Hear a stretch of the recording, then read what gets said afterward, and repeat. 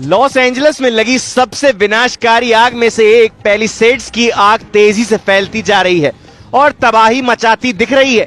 इसके कारण कई घर राख हो गए हैं तो वहीं मेन सड़कें बंद हो गई हैं। इतना ही नहीं, हवा में धुआं और हजारों लोगों को विस्थापित होना पड़ा है।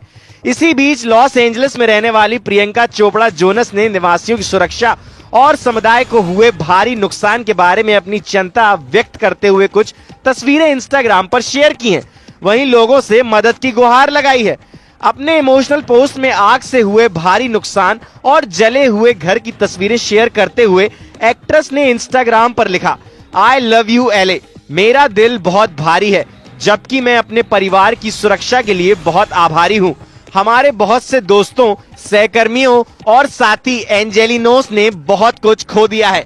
इस आग ने अनगिनत परिवारों को विस्थापित कर दिया है और पूरी कम्युनिटी को तबाह कर दिया है, जिसके कारण पुनर्निर्माण और सहायता की बहुत जरूरत है।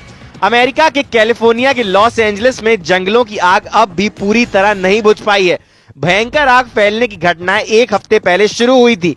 आग की चपेट में आकर जान गंवाने वाले लोगों का आंकड़ा 25 तक पहुंच गया है। कई लोग लापता बताए जा रहे हैं। 12,300 से ज्यादा इमारतें जलकर नष्ट हो गई हैं। आग से 40,000 एकड़ से ज्यादा क्षेत्र जल गया है। इसी बीच राष्ट्रीय मौसम सेवा ने दक्षिणी कैलिफोर्निया के लिए फिर से विशेष रूप से खतरनाक हवाओं की चेतावनी दी है। NWS के अनुसार तटीय दक्षिण कैलिफोर्निया में मध्यम से लेकर स्थानीय स्तर पर तेज सेंटा एना हवाओं के कारण गंभीर आग लगने की स्थिति बनी रहेगी। विशेष रूप से खतरनाक स्थिति के लिए रेड फ्लैग चेतावनियां लागू रहेंगी। CBS न्यूज की रिपोर्ट के मुताबिक अधिकारियों ने बताया कि अब तक की सबसे बड़ी आग पैलिसेड्स और ईटन की जंगल की आग बेकाबू होकर जल रही है। NWS ने अपनी वेबसाइट पर जानकारी दी है कि दक्षिणी कैलिफोर्निया में वेंचुरा और लॉस एंजलिस काउंटी के कुछ हिस्सों में स्थानीय समयानुसार स्थानीय रूप से अत्यधिक आग का खतरा बना रहेगा। साथ ही पहाड़ी क्षेत्रों में 30 से 50 मील प्रति घंटे की उत्तर पूर्वी हवाएं चलेंगी।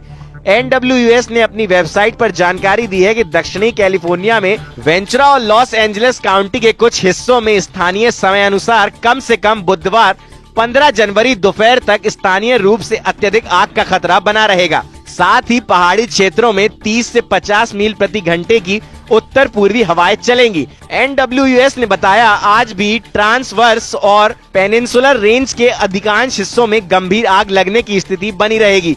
हालांकि हवा के झोंके वेंचुरा और लॉस एंजलिस काउंटी की तुलना में उतने मजबूत नहीं हो सकते हैं, लेकिन आग के तेजी से बढ़ने, स्थानीय स्तर पर पेड़ों के गिरने और बिजली गुल होने की संभावना अब भी बनी रहेगी। दिन के दौरान स्थिति में सुधार होता दिख रहा है, क्योंकि सतही दबाव की मात्रा कमजोर हो रही है और हवाएं कमजोर रूप से तट की ओर बढ़ने लगी हैं। इसके अलावा CBS न्यूज के मुताबिक राष्ट्रीय मौसम सेवा के लॉस एंजलिस कार्यालय ने कहा कि मंगलवार को हवाएं कमजोर नहीं, लेकिन बुधवार को बढ़ी हुई हवाएं चल सकती हैं। इसने स्थानीय समय अनुसार सुबह 3 बजे से दोपहर 3 बजे तक विशेष रूप से खतरनाक स्थिति वाली रेड फ्लैग चेतावनी जारी रखी है। शाम 6 बजे से सुबह 6 बजे तक पैलिसेड्स और ईटन फायर जोन में कर्फ्यू लागू है। USA टुडे की रिपोर्ट के मुताबिक कार्यालय ने कहा, हम अभी भी खतरे से बाहर नहीं हैं। कृपया तेजी से फैलने वाली आग के लिए सतर्क रहें।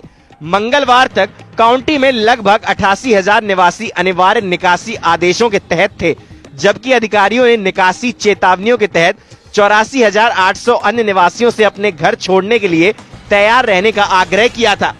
USA टुडे की रिपोर्ट के मुताबिक कैलिफोर्निया अग्निशमन विभाग ने बताया कि पैलिसेड्स में आग ने 37 वर्ग मील क्षेत्र को अपनी चपेट में ले लिया है और 18% पर काबू पा लिया गया है।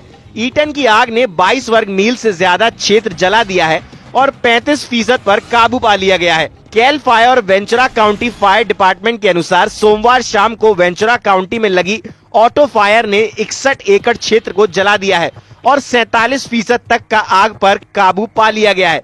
विभाग ने मंगलवार शाम को कहा कि आग पर आगे की प्रगति रोक दी गई है और यह अपने मूल स्तर पर स्थिर बनी हुई है। बता दें कि एक्यूवेडर ने लॉस एंजलिस के जंगलों में लगी आग से $250 बिलियन से ज्यादा के नुकसान और आर्थिक क्षति का प्रारंभिक अनुमान लगाया है।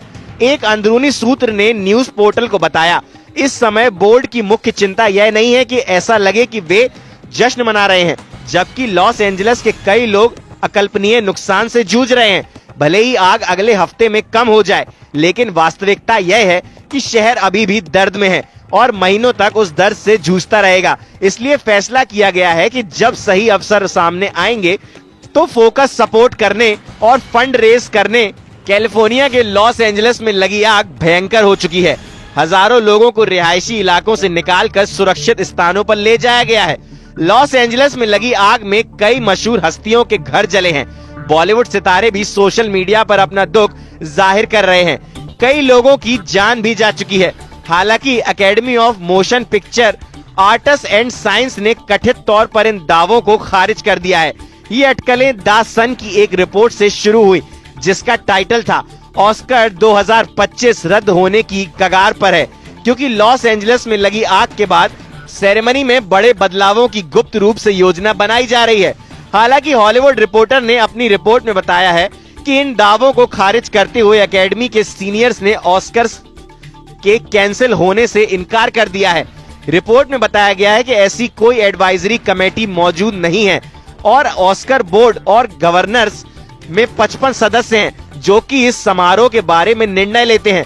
वाइल्ड फायर को लेकर ऑस्कर के नॉमिनेशन और अन्य चीजों में हो रही देरी के बावजूद एकेडमी कमेटी तय समय पर ही ऑस्कर अवार्ड 2025 का आयोजन करेगी।